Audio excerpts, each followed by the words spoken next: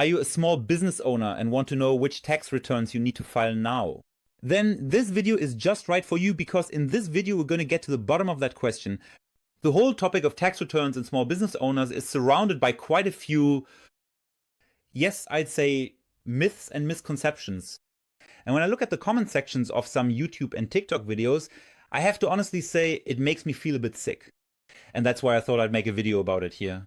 So let's thoroughly explore and get to the bottom of this whole topic step by step. And most importantly, the small business regulation is a rule that specifically applies to value-added tax VAT. And specifically, it only applies to value-added tax. That means any claims that you can take advantage of the small business regulation and thereby are automatically exempt from taxes are unfortunately incorrect. You are exempt from value-added tax, but even here there are exceptions. Even as a small business owner, you may have to pay value-added tax under certain circumstances. I've explained when that's the case in this video, which I've linked for you at the top right. Be sure to check it out. Here, the main question is, which tax returns do you actually have to file? And as a self-employed person, you generally have to deal with 2 or even 3 types of taxes and tax returns. Namely, the income tax return for income tax and the value-added tax return for value-added tax. And if applicable, you also have to submit a trade tax return. And now, let's take a closer look at these types of taxes one by one, in a bit more detail. And we'll start with the income tax return. The income tax return is, so to speak, the tax return that people commonly and generally refer to as the tax return. Why? Because this is the tax return that employees also file when they do a tax return. If you are self-employed, even if you're self-employed as a small business owner, you have to submit an income tax return. There is absolutely no way around it. That means you cannot be exempted from it. You have to file and submit an income tax return and declare in detail all your sources of income in this income tax return.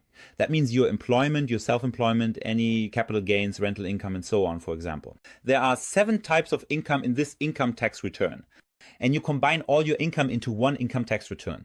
This is actually a very common question I get, whether as a self-employed person or small business owner, you have to submit a second tax return in addition to the one you file as an employee.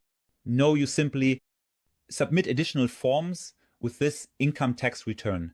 First and foremost, the EUR form. EUR stands for Income Surplus Statement. This is basically the result of your bookkeeping, or rather the records you keep. And then you submit the S form if you are working as a freelancer.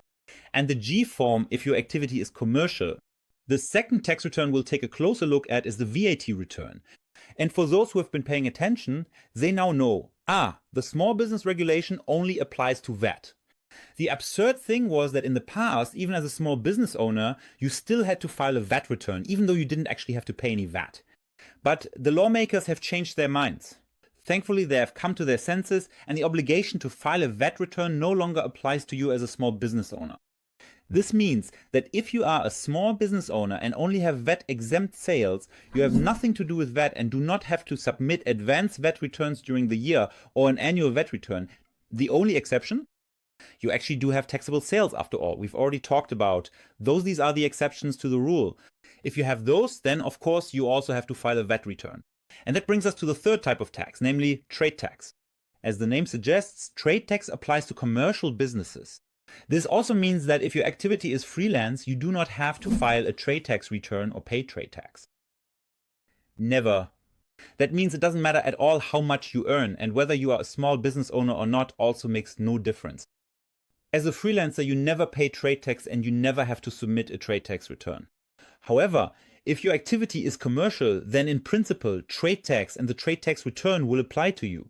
What should be mentioned here, though, is that as a small business owner, you have a tax exemption for trade tax, specifically for profits up to 24,500 euros. This means you only have to pay trade tax if your profit exceeds these 24,500 euros. And if you know the small business threshold specifically, less than 25, 0 euros in revenue in the previous year and less than 100, 0 euros in the current year, then you realize that in theory, there really can't be all that many business models that have less than 25, 0 euros in revenue, but more than 24,500 euros in profit. But at least, as we've mentioned, it's still theoretically possible. And basically, you only have to submit a trade tax return if your profit actually exceeds the threshold of 24,500 euros. If you're below that amount, you generally don't have to do it. This means that the vast majority of small business owners are also exempt from submitting a trade tax return. But that's not because of the small business regulation, it's because you're below this profit threshold. An important note at this point. Trade tax is levied by the municipalities or cities where you registered your self-employment, and they have the right and the ability, they do this regularly, to request a trade tax return from you anyway. That means if you only make 10 euros profit in your business and are a small business owner, and the municipality still tells you, please submit a trade tax return, then you have to do it. And that brings us to the two key questions. How do you actually do all of this, and when do you do it? How do you actually do all of this? The question of how is actually relatively easy to answer. You can either submit your tax return for free online using Elster. So Elster online is the tax office's online portal. There you can file your income tax return, your VAT return if you need to, and your trade tax return.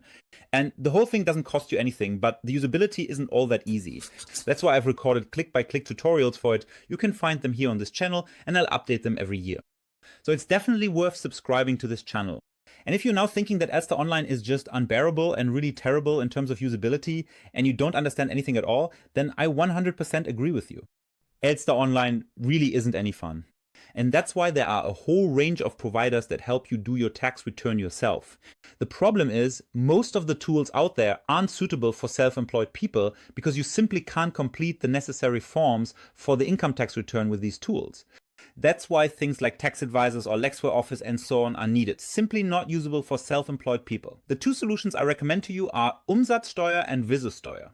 With these two tools, you can submit all the forms you need to submit, and also the trade tax and VAT if those are relevant for you. And the question of when is actually also relatively easy to answer. You have to complete and submit all the tax returns you need to file as a small business owner by July 31 of the following year. They must absolutely be finished and submitted to the tax office by then. If you have a tax advisor, then the tax advisor is required to submit them and has a bit more time. To be honest, you don't really have to deal with the whole question of software, but just so you've heard it, if you have a tax advisor, they don't have to submit the tax return by July 31 of the following year. Instead, they have a total of 14 months. That means they have to file the tax return by the end of February of the year after next. To wrap up this video, I'd like to address once more what other obligations you have as a small business owner. We've looked at the tax return, but what about the work you have to do throughout the year, like VAT pre-registrations or ongoing bookkeeping, and so on. And here it's important to understand that ongoing bookkeeping, whether monthly or quarterly, is primarily done for VAT purposes. That means you do it in order to then submit the VAT pre-registration. For trade tax or the income tax return, this wouldn't be necessary at all. But since, as a small business owner, you don't have to submit VAT pre-registrations, you theoretically don't have to do any bookkeeping during the year either. In other words, you are basically exempt from this and actually don't have to do anything throughout the year. And it's enough to do the tax return once a year. But there's actually a huge risk lurking here. You can only take advantage of the small business regulation if you made less than 25 euros in revenue in the previous year and stay under 100 euros in the current year in revenue. This also means that if you make more than 25 euros in revenue in one year, you are required from January onwards of the following year to charge VAT, do your bookkeeping, and submit advanced VAT returns. In other words, you automatically become liable for VAT. And if you simply don't do your bookkeeping during the year, you might miss this and not even notice. In practice, and also in our firm, I keep seeing cases where small business owners rather carelessly do nothing during the year and then at some point are shocked to realize that in theory they've actually been liable for VAT since the beginning of the year. And that really hurts, because then you have to pay VAT retroactively on all your sales since the beginning of the year. You can imagine for yourself how painful it is to have to do that afterwards. To pay 19% of your revenue as VAT to the tax office. That's why my urgent advice is, even if you are a small business owner, you should keep track of your numbers throughout the year and do your bookkeeping so that you have an overview of whether and when you exceed that 25 euro threshold. An important note, if your revenue actually exceeds 100 euros, then you are immediately liable for VAT on that revenue from that point on. Yet another reason to keep a closer eye on things. Once you have done your bookkeeping and your tax return, you need to keep those documents. Please do not throw them away after receiving your tax assessment or after submitting your tax return. You are actually required to keep your bookkeeping and tax return documents for 8 years. Because the tax office may come back to you at some point in the future. say, show me what you did, and if you calculate everything correctly, they're allowed to do this for up to 8 years. That's why you should never throw anything away, but instead archive everything properly. Do you have any questions about this whole topic? Small business owners, value-added tax, and so on? Then let me know in the comment section and I'll be happy to try to help you further. And if you're now looking for software solutions or a tax advisor or an accounting program or a bank account and so on, then feel free to check out the video description below. I've linked all my recommendations there. However, my biggest recommendation is to subscribe to this channel. That doesn't cost anything either. Or simply watch one of the other videos on this channel. This one or this one